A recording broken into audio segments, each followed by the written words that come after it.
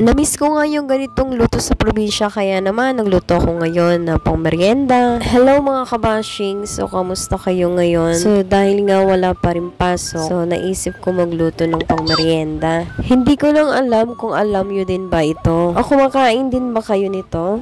So, meron nga ako ditong malagkit na bigas. Yung giniling na. So, lalagyan ko lang itong tubig. At gagawin natin itong hulmay natin itong bilog-bilog. Ayan, naglagay nga pala akong mantika sa kamay ko para hindi dumikit. Dahil nga ito ay malagkit na bigas. Medyo nahihirapan nga lang ako nito sa pagbilog. Dahil nga dumidikit pa rin siya sa aking kamay. Kahit na nilagyan ko na ng mantika yung kamay ko. So, ayan, okay na siguro to. Meron ako isang nabilog. Masusubok lang naman yung pasensya mo dito. Buti na lang talaga mahaba ang pasensya ko. Char. Naglagay na nga ako ng plastic sa kamay ko dahil dumidikit talaga kahit nalagyan ko ng mantika. So, mas mabilis siya kapag merong plastic sa kamay. So, ayan nga. Tapos din. Kaunti nga lang yung ginawa ko kasi dalawa lang naman kaming kakain.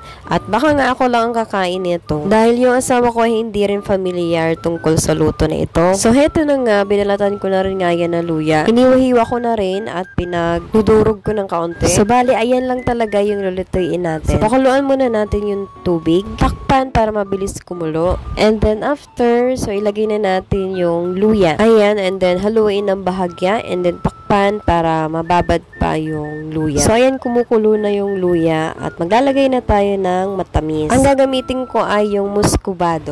Ito ay mas okay dahil ito ay sugar cane. So parang ito ay mas healthy kaysa sa mga asukal na mga ginagamit natin dyan. Ayan, so maghahalo yung anghang ng luya at tamis dahil sa muscovado. So, hindi naman siya masyadong matamis. Tama lang talaga. Okay, so haluin lang muna natin ng bahagya at pakaluan muna natin ito para matunaw pa yung muscovado. At nang kumuloy na nga, ilalagay ko na itong aking pinaghirapan na binilog-bilog na malagkit na bigas. So, heto na nga, hindi ko pa pala sa iyo nasasabi kung ano nga ba itong aking niluluto. Ang tawag namin dito sa Bicol ay hinulog-hulog. Dahil kita nyo naman, hinuhulog-hulog ko, diba? Char. Pero yun talaga yung tawag nito sa Bicol doon sa amin. Pero nung sinerch ko nga siya, ang tawag pala nito sa Chinese ay ang glutinous rice balls with ginger zero. At ito rin ay dessert din ng Vietnamese. Wag nito sa Chinese ay Tang Yuan soup. Di ko lang sure kung tama ba yung pronunciation ko. Basta sa amin, ang